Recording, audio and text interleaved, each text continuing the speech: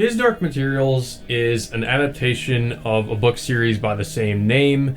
It's a young adult book series, and I didn't know anything about this show until I read up more on it and did some more research. I actually saw this Blu-ray when I went to Target, and I was intrigued. I was like, I want to check this out. I want to buy it because it looks interesting.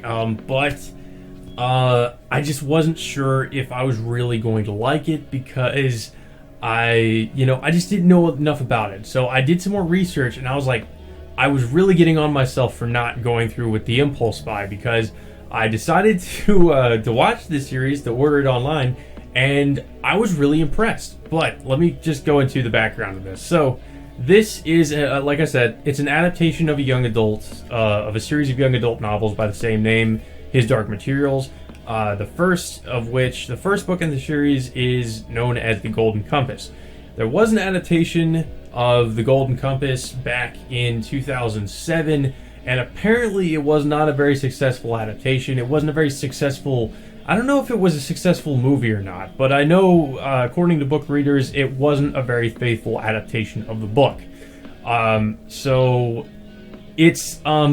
then, of course, a year or so ago, the BBC, I guess in partnership with HBO or something, decided to do a TV series based off of His Dark Materials, which the first season, I want to say, covers the events of the first book in the series, The Golden Compass, with some alterations here and there, but for the most part, according to book readers, it's a fairly faithful adaptation. So I figure I may as well just get that out of the way just from the get-go. I can't say for myself because, of course, I haven't read the books, but I'm kind of intrigued to read the books now. But I will say, young adult books are something I've really never been that interested in. Mostly because, of course, it's being marketed towards teenagers, and a lot of the young adult books that I have seen have different things that are sort of relatable to like teenage girls such as them, because some of these books will usually have like the protagonist being a teenage girl, and then the teenage girl has this guy who she has an unrequited feelings for, and it goes really into that and all these teen romances. A lot of this typical like CW network type stuff, and it's just something I'm not really interested in. And it's also not really helped by the fact that I tend to gravitate towards darker, more adult subject matter. So, and a lot of young adult books are not really willing to tackle a lot of deeper, more complicated themes. I will say this is definitely one thing with this, at least the first season of this show, that I've been really impressed with, and that's one thing that when I was doing my research on His Dark Materials, the book series, that made me really want to check out the show. It's not really much of a spoiler, but His Dark Materials deals with stuff such as child trafficking and how bad organized religion is, and it does not hold back with the darker aspects of that, both the child trafficking and the organized religion aspects of it. This season kind of delves into both of those things, because the main plot kind of revolves around child trafficking and also brings in the organized religion aspect of it. But let me just go ahead and describe the plot of season 1 of His Dark Materials. The main character is a girl, a 12-year-old girl, I believe, by the name of Lyra. Lyra is dropped off at a college known as Oxford College by somebody. It's not her uncle, because her uncle is played by James McAvoy, and he shows up later. He shows up in the first episode of the series, but he's not actually the person that delivers Lyra to the college. I'm not exactly sure who this is, but apparently, having done some research on this season and on that scene in particular, apparently the person who delivered Lyra is connected to a series of prequel books that the author of the same book series is still currently working on. So I think that was a reference to that, because it talked about these floods that happened in the world, and it doesn't really go much into that. So I was kind of curious about that, but I don't know if we're really going to get anything else on it. But apparently, it was a reference to his prequel book series, which I didn't really know anything about. But that's pretty interesting. I'm wondering if maybe that means they might in the future do an adaptation of the prequel books.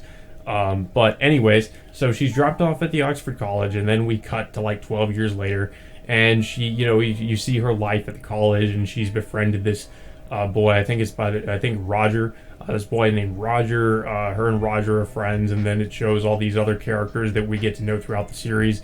A lot of these characters that are going to be featured in the first season are these characters by the name of Gyptians. I'm not sure if that's supposed to be a reference to like the gypsies or something, but the Gyptians seem to be a group of people who are, I believe that they're. It seems like I think they're kind of more like the oppressed class in this world. They're kind of mistreated, and nobody really seems to trust them. It kind of seems like they're just sort of the.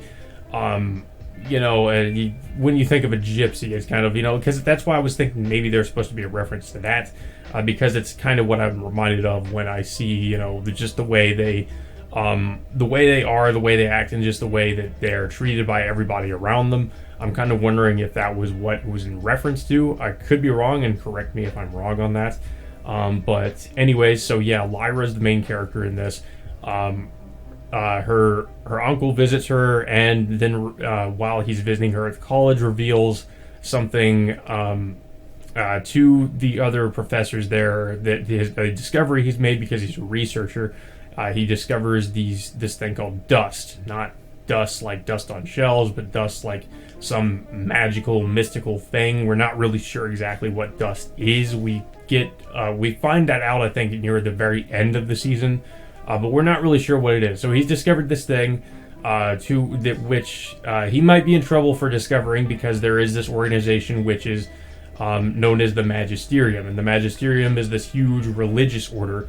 And if the Magisterium found out about like what he does, what he's discovered, it could be considered heretical. He could be considered a heretic. So they might be coming after him for it. So he, of course, after he reveals this discovery he's made, he pretty much just fucks right off back to what he was doing at the beginning of the series, which is doing his research, I guess.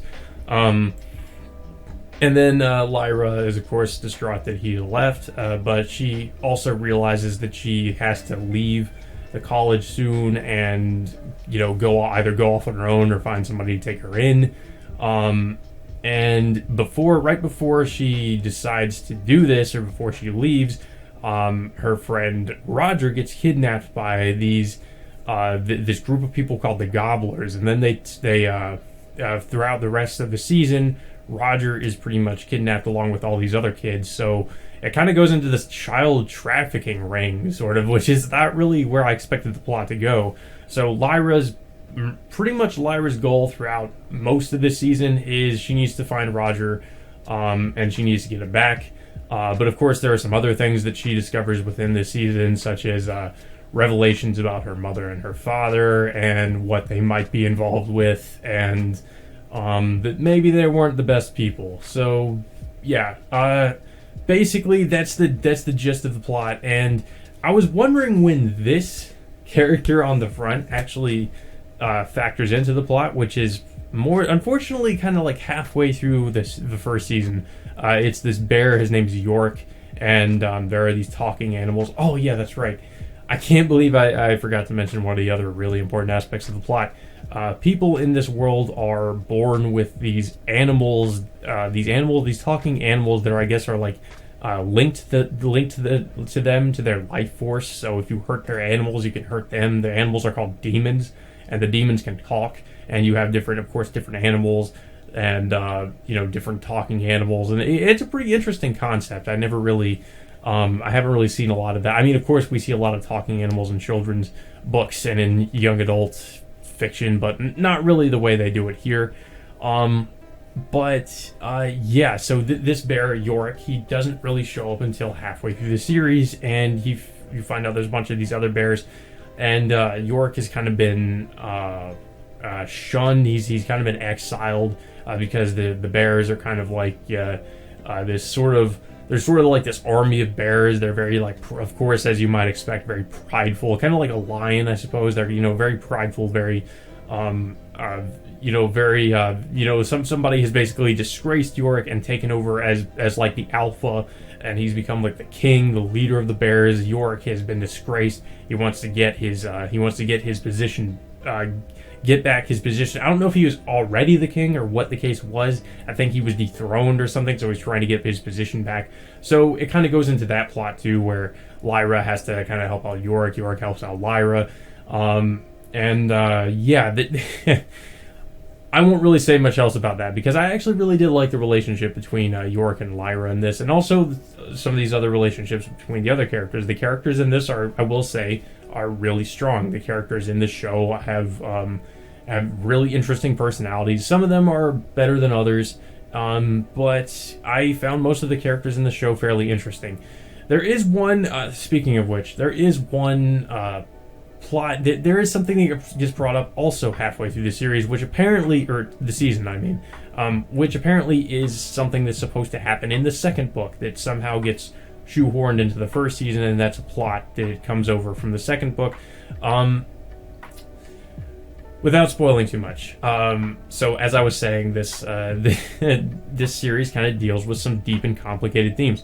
I already mentioned there is child trafficking, there is death, but there's also multiverse theory. If surprisingly enough, so we actually in the series go into the real world, like our world, because of course this series is kind of set in a fantasy world, but there's a big plot point, especially at the very end of the season, with multiverses and people being able to go into other worlds, and one of them is our world, and there's a character that steps into our world, and there's another character in that world he's trying to find that ends up being really, really important near the end of the series, or the season. And I didn't really care so much for his character. I thought he was kind of bland. I thought that certain things that were happening with his character and his plot were kind of interesting, but at the same time, it felt a little bit jarring to kind of go into this plot with involving him, and then to kind of jump back into the fantasy world, and then jump back into our world. And I'm assuming that's probably something that's going to happen quite a bit in the second season, considering how the first season ends. But yeah, I understand why they tried to do it a different way, because of course in season 2 this character is going to be really important. So I guess they figured they would get his introduction out of the way in the first season. So I didn't really have so much of a problem with that. Just watching it was a little bit jarring, just like I said, going from the plot with Lyra and in her world, and then the plot with this guy and whatever, what's going on with him. These there are these secrets about his father. There are things about his father he doesn't know about, and it may or may not have to do with him going over to the other world, or whatever the case may be. It's not real. We never really find out. So I'm assuming they're saving that for season 2. But yeah, so in regards to the plot, there's really not too much else I can say without spoiling it. But in regards to just this being something like I mentioned earlier, I'm usually turned off by like a lot of young adult stuff.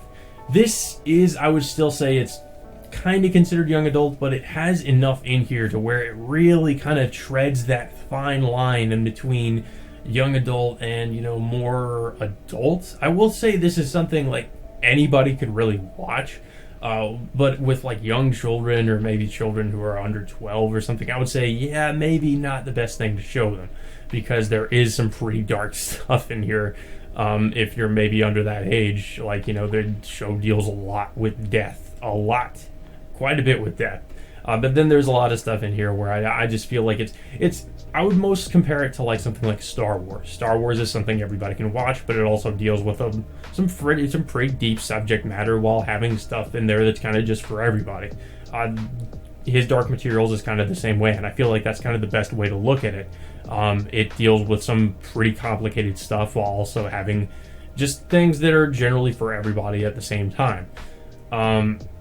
So I did really enjoy that about it, and it really surprised me when it came up, such as certain characters dying, and certain references to World War II. Let's just say that, not necessarily the Nazis, but I'll just spoil it, or I'll spoil one thing.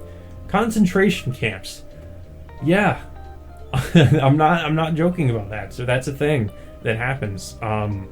But yeah, like I was pretty surprised by that. It did not seem like they were afraid to tackle different things in the show, which I think is good. So in terms of characters, decent aside from certain characters. The acting, especially just being like child actors, some were like, Lyra was really good. Then other actors were okay to decent. Like they're child actors, so you can only expect so much. But Lyra was definitely the standout. I think she was really, really good. Her ability to emote, her ability to just, her acting in general was great. The girl playing her did a really great job, I think. The story, like I've gone over, like the gist of the story. Pretty decent story. I found it pretty interesting. It has some pretty unique elements to it, and some pretty unique fantasy elements that we don't really see in a lot of other fantasy stories, especially the whole multiverse thing, where it has multiple different dimensions that it's going to apparently that's going to be in the show, which is something I didn't really anticipate. And it's not really, to be fair, it's not something that's a huge plot point in this first season, but I feel like in the second season for sure, it's probably going to be an even bigger plot point. But yeah, story was actually pretty decent. It had its slow moments, I will say. There were moments where I was just hoping, it would kind of move along and it sort of drug its feet a little bit, but apparently, according to people, the show was a little bit padded in comparison to how the book was, and I guess that's just because they maybe had to reach an 8-episode account of like 8 episodes, which that's another thing. This season is only 8 episodes long, so it's not too long. Maybe not necessarily like the standard length for a season, but I think it was just as long as it needed to be. Was there some padding? Probably, although I couldn't point specifically to where I felt like it was padded, but I just do feel like it kind of, just in general, when I was watching it, I was like, yeah, this feels like it could go by a little bit faster, like they're kind of maybe, stalling a bit, like, that this could have moved a little bit quicker. But then there are other points, like, it felt like, some parts felt slow, and then some parts, especially near the end, and I'm not really sure if maybe there were some things that were just not adapted and they were kind of rushing a little bit. Felt a little bit like they were kind of going through things a little bit too fast. Like the whole thing I mentioned with the concentration camp. It felt like that kind of went by pretty quick, and they didn't really focus on that as much as they focused on other elements earlier on in the season. Maybe it wasn't rushed, and I could be wrong about that, because as someone who has not read the original novel, I can't really compare, but it just kind of felt that way when I was watching it. But aside from that, like, I think the story was pretty decent. The way it was told in the show is really compelling. So yeah, I don't really have that many complaints about it. I wasn't necessarily blown away by the show, but it was a really good show, and I really, hated myself for not picking it up when I had the chance to. I guess this is really a lesson to just not really judge a book by its cover, and not really compare, just because something is in the same, might technically be in the same genre, that genre being the young adult genre, doesn't necessarily mean it's not going to, you're not going to find it appealing, and it's not going to have things in there that are that even regardless of the genre you're going to enjoy.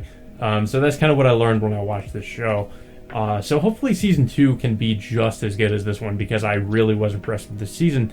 Now, that all being said, like I said, I was not blown away by it. It was decent, but I didn't think it was amazing or anything like that, but I am at the same time very much intrigued. That being said, I think the most appropriate score to give this would be a 7 out of 10. I think it was really good, and I'm really hoping season 2 will be as good, if not better, than the first season, because based on the trailer, it looks pretty like it's going to be pretty damn crazy.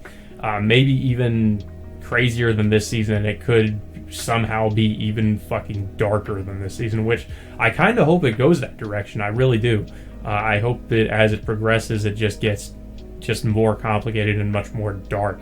I kind of hope they continue to really tread that fine line in between it being, young adult and maybe even just more adult than than its target audience, I suppose, because I know that that did actually kind of happen with the later Harry Potter movies, but of course it never really went from being a book that's more targeted at children or young adults. But anyways, hope you guys enjoyed this review, and if you've seen the show, let me know what you thought of it. If you plan to see the show, hopefully this review gave you some more information that you might wanted to know. But yeah, regardless, let me know what you think, and until next time, I will see you later.